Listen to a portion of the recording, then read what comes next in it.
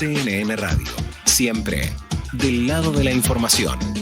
Muy bien, seguimos ahora, 11 de la mañana, 18 minutos, esto es CNN Radio Rosario.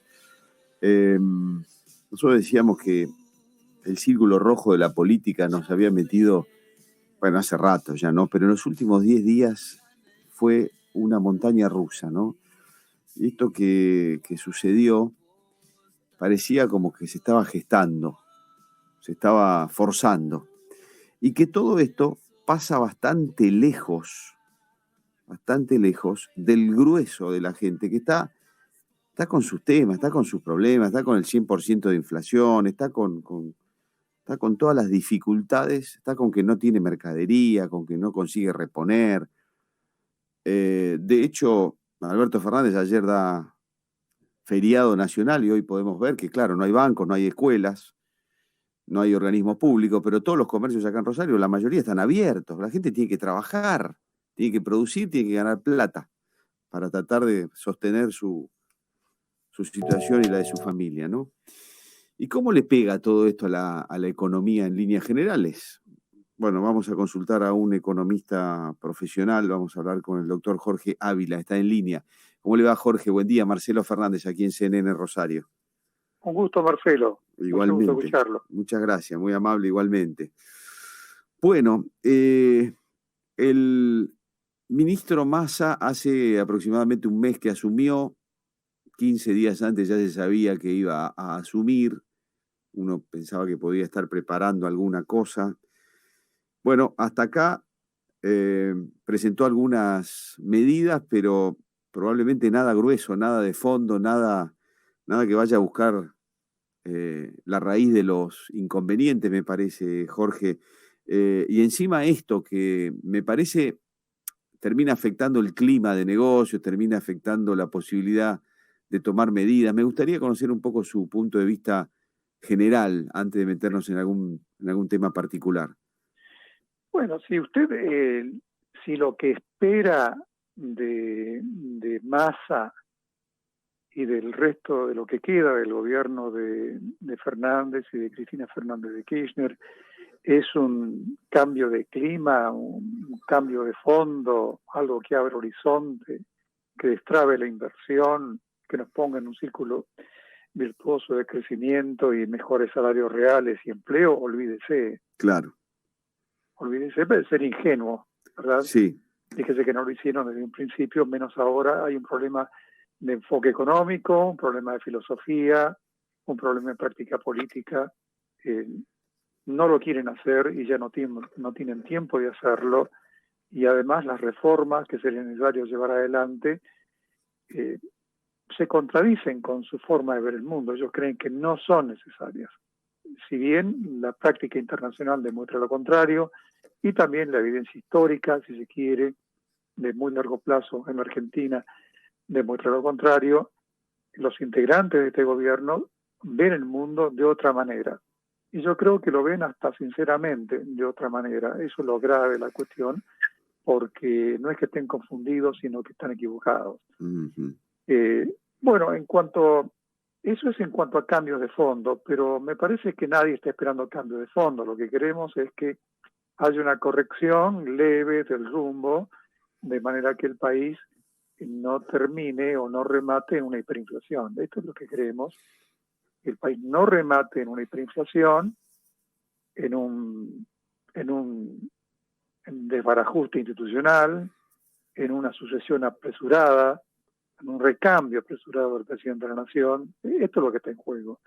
Y esto es lo que ha venido a solucionar Massa. Uh-huh. Yo no sé cómo le irá, pero está apuntando en el sentido de lo que él puede, creo yo.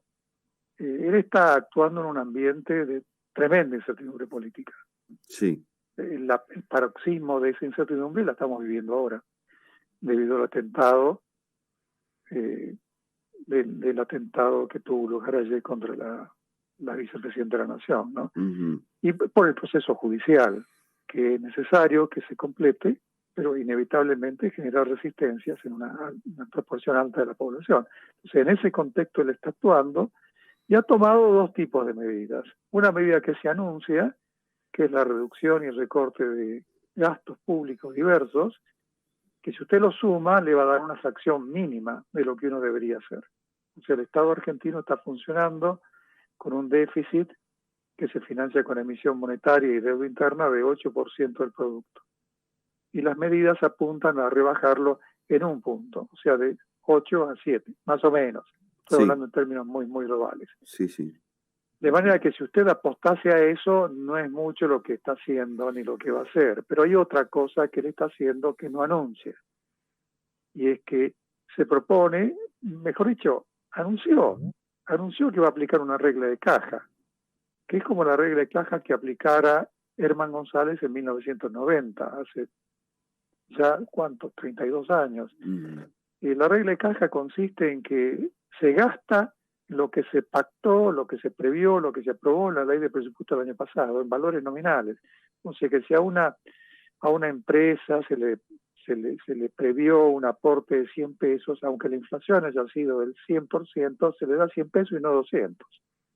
Sí. Y los sueldos no se ajustan, y las jubilaciones correrán o se ajustarán por debajo de la inflación.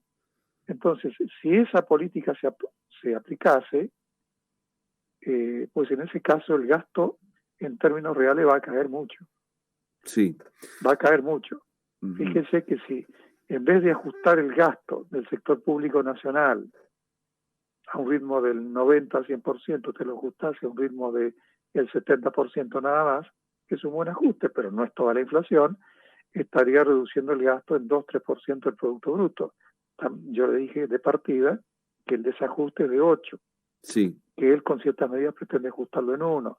Bueno, si usted se hace el tonto con la inflación, lo reduce en 2 o 3 adicionales. Entonces yo creo que va por esa vía. Claro, es un ajuste de todas maneras, esto de clavar el gasto está bien nominal. En términos, claro, está bien en términos de puntos, pero es muy irracional porque uno está pegándole a las cosas que pueden llegar a ser importantes y necesarias, bueno, y a otras que son absolutamente inútiles dentro del sector público, que está lleno. Claro. Y a esas les pega a la importante y a la inútil le pega de la misma manera. Bueno, naturalmente, Marcelo, pero es que no estamos hablando de un programa con horizonte, de un programa pensado y aceptado por la sociedad. Estamos hablando de una emergencia. Justamente como las cosas no se piensan, no hay tiempo para pensarlas, y cuando hay tiempo para pensarlas se piensan mal o no se quieren pensar, es que estamos tomando esta clase, mejor dicho, están tomando esta clase de medidas para evitar un colapso monetario, hiperinflacionario e institucional. Ahora, Jorge, no es que hay que hacer, porque usted imagine que lo hicieran, que ajustaran, que cumplieran el acuerdo con el Fondo Monetario Internacional y que el déficit fiscal fuera 2,5% del producto como estaba acordado, gracias a estas medidas. Viene un nuevo gobierno, pero ese nuevo gobierno va a heredar estructuras que le van a demandar gastos y sueldos como los de antes. Entonces el déficit va a volver a ser 8%. No es salida, claro que no es salida. Hace falta una reforma del Estado. Sí, pero para que haya una reforma del Estado hace falta un nuevo mandato, hace falta un gobierno que lo entienda y que quiera hacerlo y que quiera pagar costos políticos. Ese no es el kirchnerismo. O sea, lo mejor que podríamos esperar entonces es tratar de llegar... Claro, sin colapso. Sin colapso. Claro, eso. No espere más. Sí, Jorge, mientras tanto, con un déficit así tan grande que de 8 va a pasar a 7 en el mejor de los casos, o a 6,5, ¿qué pasa con la inflación?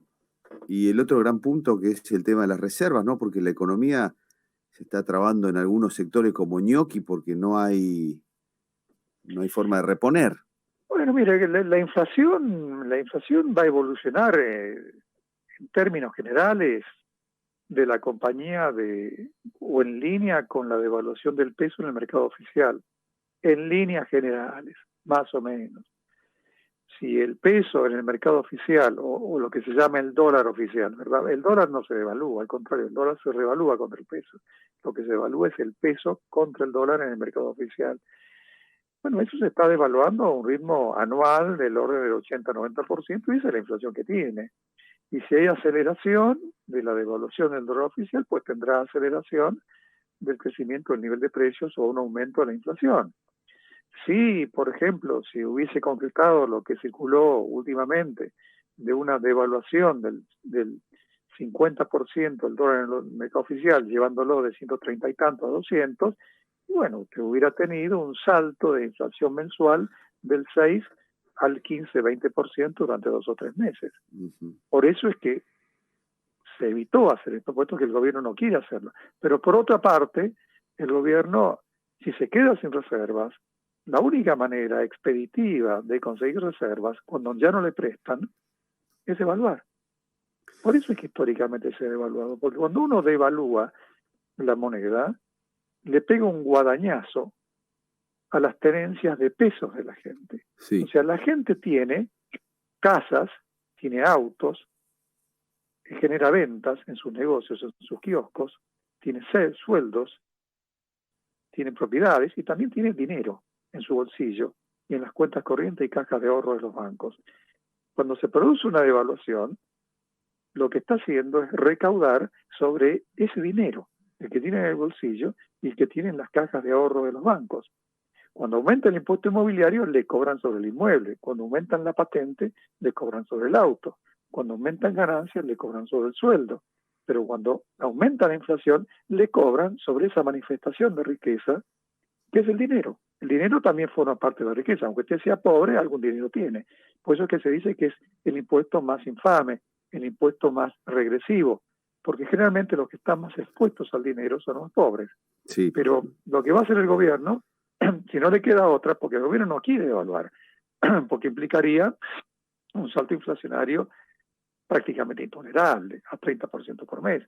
Pero si no tiene reservas y ya no puede asfixiar más a los importadores, va a tener que devaluar. Sí, está claro. Jorge, siempre muy amable con nosotros, le agradezco todas las explicaciones que nos ha dado. Al contrario, es un gusto. Igualmente, adiós. Adiós, Hasta luego.